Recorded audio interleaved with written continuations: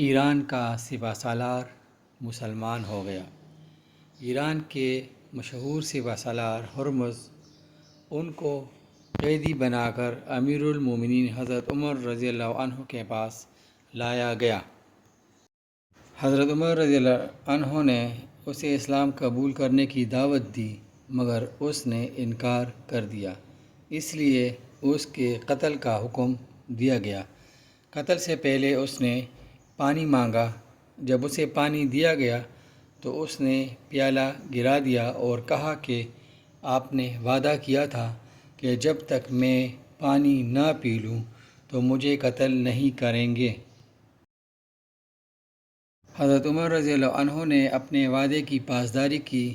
اسی وقت ہرمز نے کلمہ پڑھ کر اسلام قبول کر لیا اور کہا کہ میں پہلے اس لیے مسلمان نہیں ہوا تھا کہ لوگ نہ کہیں کہ میں نے موت کے ڈر سے اسلام قبول کیا۔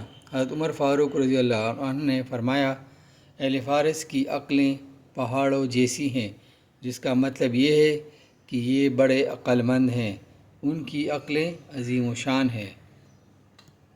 اس واقعے سے ہمیں یہ سبق ملتا ہے کہ ہر حال میں اپنے وعدے کی پاسداری کریں۔